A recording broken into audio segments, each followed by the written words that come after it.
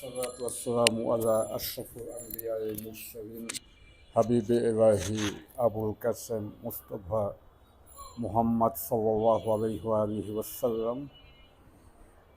اللهم صل على سيدنا نبينا مولانا محمد وعلى آله وأصحابه أجمعين.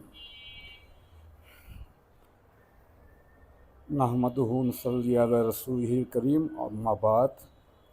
আজকে আমরা এমন একটা সময়ে মিলাদুন্নবী পালন করছি যখন বিশ্বজুড়ে একটা ক্রাইসিস সময় যাচ্ছে, একটা বিভক্তির সময়। সেটা একে তো আমাদের মুসলমান জনগোষ্ঠী সারা পৃথিবীতে নির্যাতিত, সেটি গত কয়েকশো বছর ধরেই। কিন্তু ফিলিস্তিনের গাজাতে যে রোমহর্ষক ঘটনা ঘটেছে, তাতে শুধু সেই কথাটাই প্রতীয়মান হয় না যে মুসলমান জনগোষ্ঠী নিপীড়িত যে কোনো জাতিগোষ্ঠী হতে পারে, কিন্তু এইবারকার অবস্থা হচ্ছে আমরা নিপীড়িত, কিন্তু আমাদের প্রতিরোধ করার কোনো শক্তি নাই। ঐতিহাসিক বাস্তবতার অনেকগুলো মোচড় আছে, তার মধ্যে এটি হচ্ছে নগ্নতম সত্য যে প্রায় ৬০ কিংবা ৬০-এর অধিক মুসলমান রাষ্ট্র সেগুলি তাদের পরাক্রমের কিছুই প্রদর্শন করতে পারছে না। কারণটা কি? তার কারণটা হচ্ছে ইসলাম আল্লাহর ঐশী শেষ ধর্ম।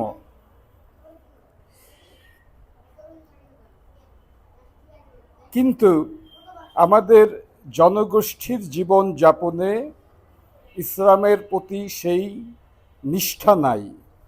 মূলত ইসলামের নিষ্ঠা মানেই রাসূলুল্লাহর প্রতি নিষ্ঠাা বা ভালোবাসা। এই দুটোকে বিযুক্ত করে দেখবার কোনো অবকাশ নাই। এখন যেই কারণে সারা পৃথিবীতে মুসলমান জীবনে একটা দুর্ভোগ নেমে এসেছে, পরিত্রাণের কোনো উপায় খুঁজে পাওয়া যাচ্ছে না।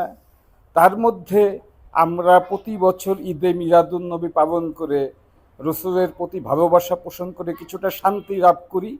সেখানেও উপদ্রবের সীমা নাই যে এই আল্লাহর শ্রেষ্ঠতম সৃষ্টির প্রতি ভালোবাসা পোষণ করা সেটাও নাকি বিদআত, সেটাও নাকি ইসলামের অনুষঙ্গ না, সেটিও নাকি আমাদেরকে প্রকৃত ইসলাম থেকে বিযুক্ত করে।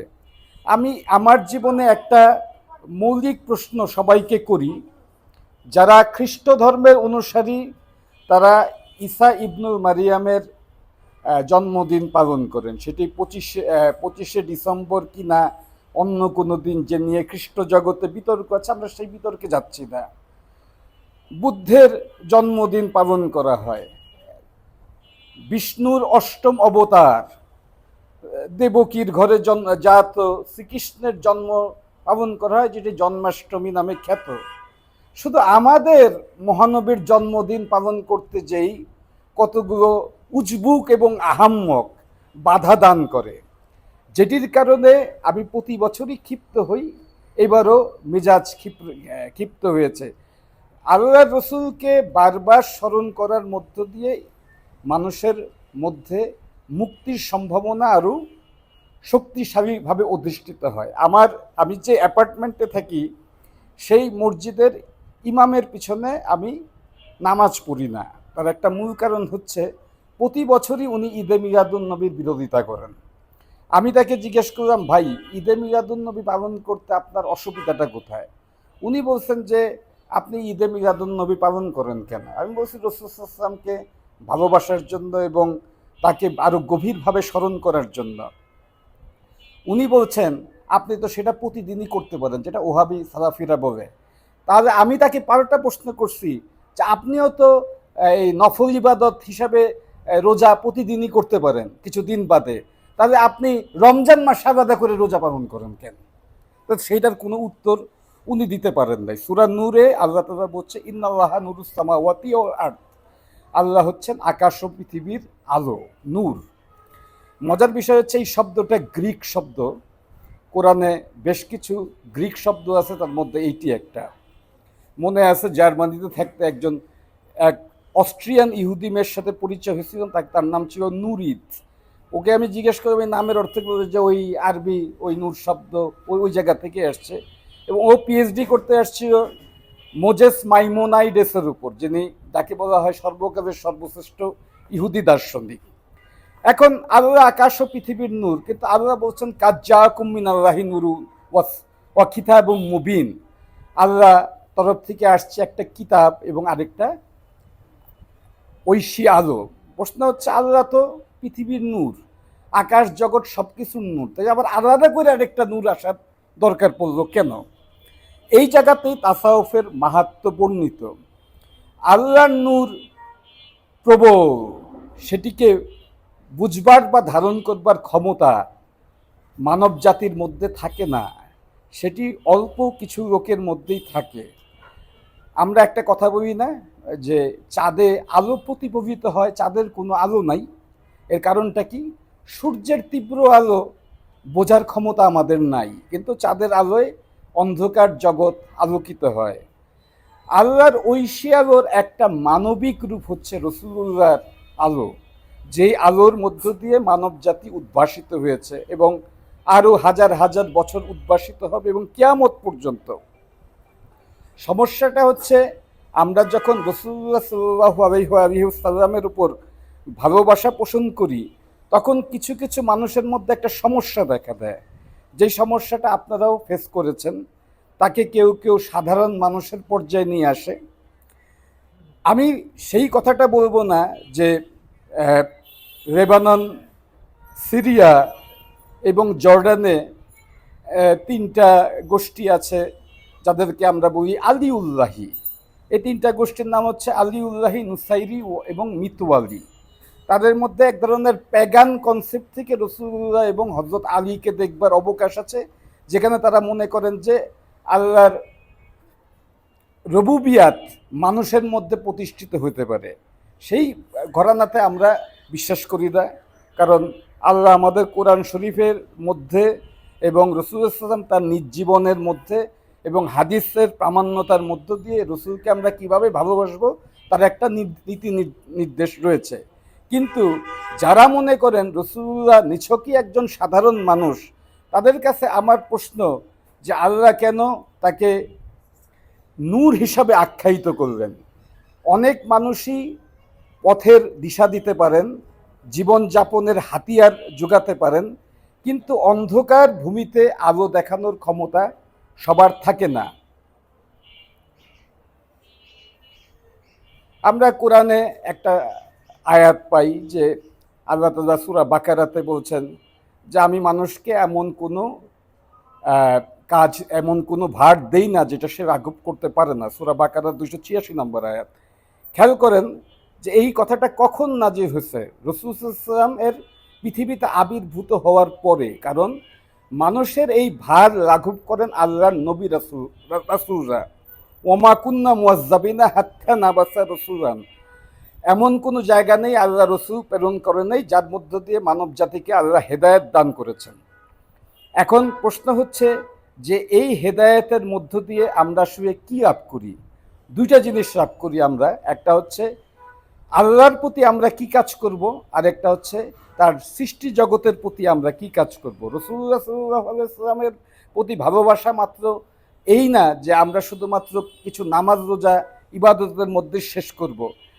এই জিনিসটা কিন্তু একটা পলায়ন প্রবৃত্তির গোষ্ঠীও তৈরি করেছে। কিন্তু আমাদের যেটি নকশবন্দিয়া মুজাদ্দিদিয়া তরিকা, সেই তরিকাতে কিন্তু আমরা শুধুমাত্র কিছু ইবাদত বন্দিগির মধ্যে দিয়েই কাজ সমাপ্ত করার ধারণায় বিশ্বাস করি না। হুক্কুল ইবাদ বা মানুষের জন্য যে কল্যাণ, সেটি করার মধ্য দিয়েও আমাদের রাসূলুল্লাহ সাল্লাল্লাহু আলাইহি ওয়াসাল্লামের প্রতি ভালোবাসা প্রকাশের অবকাশ রয়েছে। মনে রাখবেন, আল্লাহ রসুল তার জীবনে এসে শুধুমাত্র আপনাদেরকে কিছু বাণী দিয়ে যান নাই, তিনি তার জীবনে চরম ত্যাগ তিতিক্ষার মধ্য দিয়ে তিনি যে আলো, সেই আলো হিসেবে নিজেকে প্রতিষ্ঠিত করেছেন। মৌলানা জালালউদ্দিন রুমির একটা কথা আমি যেই অনেকগুলি ইউনিভার্সিটিতে পড়ে, তার মধ্যে একটা হচ্ছে Bangladesh university of nationals professionals, সেখানে দেখবেন লেখা আছে যে মোমবাতি হওয়া সহজ কাজ নয়। জালালউদ্দিন রুমির কবিতা থেকে, যে আগে নিজে পুড়ে অন্যকে আলো দিতে হয়। রাসূলুল্লাহ সাল্লাল্লাহু আলাইহি ওয়াসাল্লামের জীবন ছিল অত্যন্ত সংগ্রামী। তিনি সারাটা জীবন কষ্ট করেছেন। একে তো আল্লাহ তার এই শ্রেষ্ঠতম সৃষ্টিকে প্রথম থেকেই তৈরি করেছেন এতিম হিসেবে। জন্মের পূর্বেই তিনি তার পিতাকে হারান, 5 বছর বয়সে তিনি মাতাকে হারান। আপনারা যারা তার জীবনী পড়েছেন, সেটা মুসলিম জীবনীকারদের জীবনী হোক বা ইউরোপিয়ানদেরই হোক, সেখানে দেখবেন যে দেখা যাচ্ছে যে উনার দুধ মা হওয়ার কেউ রাজি হতো না। কারণটা কি? কারণ সেই সময় যারা দায়ী ছিলেন তারা ওইটার বিনিময়ে কিছু অর্থ নিতেন। তো ওই সামর্থ্য অনেকের ছিল না। বলা হয় যে নানান সমস্যার মধ্য দিয়ে শেষে মা হালিমা তাকে গ্রহণ করেন, তার কোলেই বড় হয়ে ওঠেন জগতের শ্রেষ্ঠতম মানুষ। এখন আবার তিনি যখন নবুয়ত এবং রিসালাতের ঘোষণা করেন, এইটা নিয়ে আমার একটা সমস্যা হয়। যেমন অনেকে মনে করেন যে তিনি 40 বছর বয়সে নবুয়ত লাভ করেছেন বা রসুল হয়েছেন। আমি মনে করি তিনি সৃষ্টির অনাদিকাল থেকেই নবী এবং রসুল ছিলেন। আল্লাহর প্রবলতর আলো এবং ঐশী শক্তির মধ্য দিয়ে তার ধরাধামে আবির্ভাব ঘটেছে। তিনি আমাদের মতোই মানুষ, কিন্তু ঠিক আমাদের মতো না। যাই হোক, আমরা জানি যে তাকে অসংখ্য যুদ্ধও করতে হয়েছে, যেগুলি বেসিক্যালি ডিফেন্সিভ ওয়ার। তার মধ্যে তার দাঁত শহীদ হয়েছে, তার খাইবারের যুদ্ধে তার মাথার পিছনে বাট দিয়ে এমন জোরে বাড়ি দেওয়া হয়েছে যে সেটার যন্ত্রণা তিনি সারা জীবন অনুভব করতেন। তাকে বিষ প্রয়োগ করা হয়েছে। ফলে যে কথাটা বললাম যে জালালউদ্দিন রুমির কথা, যে মানুষের জীবনে ঐশী প্রেরণা হওয়াটা এত সহজ কাজ না, এবং যিনি যার কারণে সমগ্র জগৎ বিশ্বকুল তৈরি করা হয়েছে, তাকেও সাধারণ মানুষের মতো নয়, শুধু তার চেয়ে অনেক কষ্ট পরিশ্রমের মধ্য দিয়ে জীবনযাপন করতে হয়েছে। কিন্তু আজকাল দেখি যে তাকে সম্মান দেখানোটাও আমাদের জন্য একটা চ্যালেঞ্জ হয়ে দাঁড়িয়েছে। এইটির মোকাবেলা করার জন্য আমাদের কি করতে হবে তা আমরা জানি না। শুধু আমি এই কথাটা বলবো যে যারা বিশুদ্ধবাদীর কথা বলে, পিউরিটানিক্যাল ইসলামের কথা বলে, তাদের কারণে পুরো মধ্যপ্রাচ্য পশ্চিমা সাম্রাজ্যবাদের পায়ের নিচে গেছে। আমি গত সম্ভবত ঈদে মিলাদুন্নবীতে পড়েছিলাম যে আমাদের যারা পীর মাশায়েক, যারা ইসলামের দাওয়াত দেন, তারা নাকি বিদাত প্রচার করতেন, অথচ তাদের কারণে ভারতের ভূমি আল্লাহর নবীর প্রেমে উদ্ভাসিত হয়েছে। এখানকার মানুষ দবে দবে ইসলাম গ্রহণ করেছে। গত বছর আমি হযরত খাজা মঈনুদ্দিন চিশতি রহমতুল্লাহ আলাইহির মাজার আমি জিয়ারত করলাম।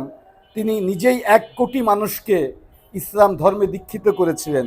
অথচ এই সালাফি ওহাবিরা ইসলাম তো কোনো প্রচার করতেই পারেইনি। তাদের কারণে মধ্যপ্রাচ্যের অনেক মুসলমানের মধ্যে এখন ইসলামের নামে বিষোদ্গার শুনি। যেমন জর্ডান একটা দেশ, আমি নামই উল্লেখ করছি, তাদের মধ্যে অনেক তরুণদের সাথে আমার ফেসবুকে যোগাযোগ।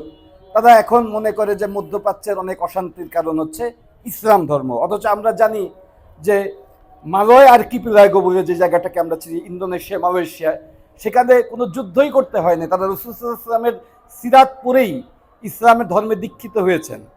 এবং আরও অনেক পশ্চিমা মনীষাও এই কথা প্রকাশ করেছেন যে রাসূলুল্লাহ সাল্লাল্লাহু আলাইহি ওয়াসাল্লাম কীভাবে মানুষকে প্রেমের বাণীতে উদ্ভাসিত করেছেন। আমরা কি একটা বিরতি নিব? আমরা একটা বিরতি নিচ্ছি নামাজের জন্য, তারপরে আমরা আবার আলোচনা করব। ঠিক আছে।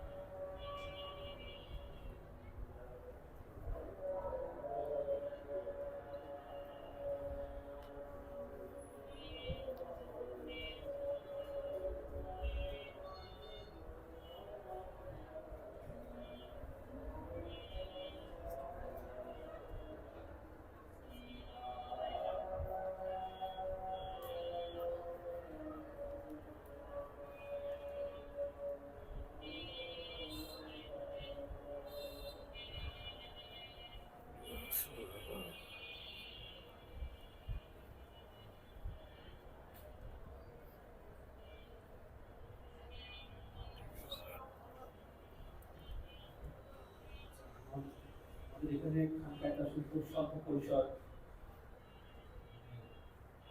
ঠাই নাই ছোট এর তৈরি, অনেক সোনার মানুষের গেছে ঘুরি। আমাদের যেটা হবে যে এখানে সোয়া 7টায় মসজিদে যাওয়া, তখন সোয়া 8টায়, তো তখন যারা মসজিদে চাই মসজিদে তারা মসজিদে নামাজ পড়ে, আর বাকিরা আমরা মাহফিল শেষ হওয়ার পরে আমরা এখানে জামাত করে নামাজ পড়ি। ঠিক আছে, আমরা অনুষ্ঠান কার্যক্রম পরিচালনা করি, শুরু করি।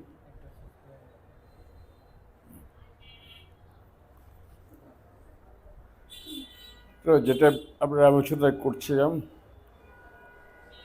লা ইউকাল্লিফুল্লাহু নাফসান ইল্লা উসআহা, যে আল্লাহ মানুষকে এমন কোনো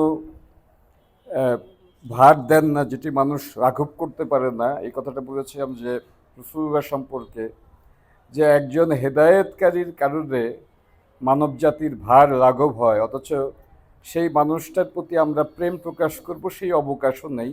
গত বছর আমি বলেছিলাম যে ইউজিন রোগানের একটা বিখ্যাত বই, দ্য ফল অফ দ্য অটোমানস, এবং সেখানে সেই বইতে আমরা দেখি যে পশ্চিমা ওহাবি এবং সালাফিবাদের পরেই পুরো মধ্যপ্রাচ্য পশ্চিমা শক্তির পায়ের তবে গিয়েছে।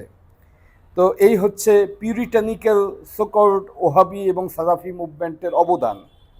আজকাল বাংলাদেশেও সেই ওহাবি মতবাদ দানা বেঁধেছে এবং আমরা তার পরিণতি দেখতে পাচ্ছি। বেসিক্যালি ইসলাম ছিল একটা রুহানি এবং বুদ্ধিভিত্তিক আন্দোলন, এবং বেসিক্যালি আমি অনেক জায়গাতে বলি যে রুহানিয়াতটা কি, এইটাকে ব্যাখ্যা করা এত সহজ না। সিম্পলভাবে বললে যেটাতেও পুরোপুরি বোঝা যায় না, সেটা হচ্ছে মোটামুটি higher wisdom plus higher consciousness. অর্থাৎ আপনি আল্লাহর নাম করে বৃন্দাবনে যে বসে থাকলেন, জগৎ সংসার কিছু বুঝলেন না, সেটি রুহানিয়াত না। রুহানিয়াত আপনাকে এমন দৃষ্টি দেয় যে আপনি পরিপার্শ্ব জগতের দেয়ালকে ভেদ করেও অনেক কিছু দেখতে পান। What is called spiritualism. আমি বলি যে মাঝে মাঝে বলি যে যখন আপনি চোখ বন্ধ করলে বেশি দেখবেন, মুখ বন্ধ করলে বেশি শুনবেন, আপনাকে এটাকে ইনার উইজডম দিবে। ইসলামের প্রথম দিককার জমানাতে এমন অনেক সাহাবীও ছিলেন, তাদের এমন কোনো জ্ঞান বুদ্ধি ছিল না, অর্থাৎ পার্থিব বিচারে। কিন্তু রাসূলুল্লাহর সন্নিধানে থাকার পরে তাদের সামগ্রিক পরিবর্তন ঘটে, এবং এই জনগোষ্ঠী, আমি একটা শুধু উদাহরণ দেই। রাসূলুল্লাহ যখন জীবিত ছিলেন, দেখবেন আরব জাতির ইতিহাস তেমন একটা জানা যায় না। কেন জানা যায় না? এর উত্তর আপনি সেলসাসের ব্যাখ্যাতে পাবেন, আপনি আরও অনেক ওই সময়কার গ্রেকো রোমান ঐতিহাসিকদের মধ্যে পাবেন। সেটা হচ্ছে আরবদের ইতিহাস তারা রচনা করে না, তারা আরবদেরকে মানুষই মনে করতো না। They are the worst nation in the history. তারা মনে করতো আরবের ইতিহাস লেখার কোনো প্রয়োজন নাই। They are downtrodden uncivilised barbarian nation. সেই জাতি 200 বছরের মধ্যে সারা পৃথিবীকে জয় করেছে, এবং সেই জয় শুধু তরবারির জয় না।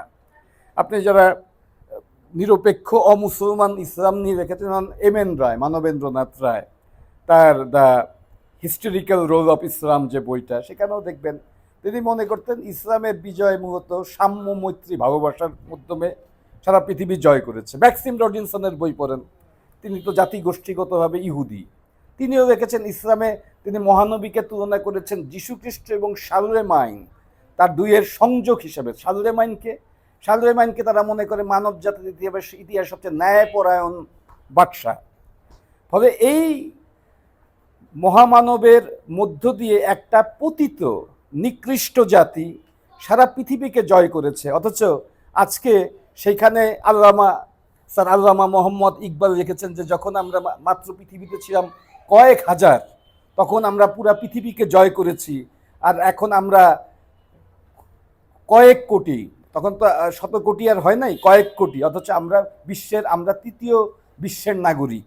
তার কারণটা হচ্ছে আমাদের ইসলামের ঈমান এবং আমাদের রাসূলুল্লাহর প্রতি ভালোবাসা এখন সন্দেহাতীত নয়। অর্থাৎ আমরা মুখে বলি সেই কথা, কিন্তু আসলেই আমরা রসুলকে সেভাবে ভালোবাসি কি না সেটি একটা পরীক্ষার বিষয়। আজকাল আরেকটা সমস্যা দেখা দিয়েছে, অনেকে রিচুয়াল নিয়ে অনেক কথা বলেন, রেওয়াজ রসম অমুক কথা। আপনি কি আপনার মাকে ভালোবাসেন রেওয়াজ রসম বইপত্র দেখে? বেসিক্যালি আমি মনে করি ভালোবাসাটা হচ্ছে নিখাত, সেটি আসলে কোনো ব্যাকরণ মানে না। আজকালকার অনেকে ব্যাকরণ মানতে যে তাদের ইসলামের ব্যাকরণই ব্যাকা হয়ে গিয়েছে, যে কারণে ইসলাম আর থাকছে না, তারা পায়ের তলায় যাচ্ছে কিন্তু মনে মনে পোশাক খাচ্ছে মনে মনে যে আমরা বিশুদ্ধ ইসলাম পালন করছি। তো আমার কথা হচ্ছে যে ওই কি বলবো, বেলতলাতে ন্যাড়া বসার পরে উপর থেকে বেল পরে মাথা ফাটছে, সে মনে মনে ভাবছে না ঠিকই আছে, তবে তো এবার তার আসলে কাউকে কিছু করার নাই। তো আমার কথা হচ্ছে যে আমরা ঈদে মিলাদুন নবীতে এই শপথ গ্রহণ করি যে আমরা আমাদের মধ্যে সাম্যমৈত্রী ভালোবাসা প্রতিষ্ঠা করব।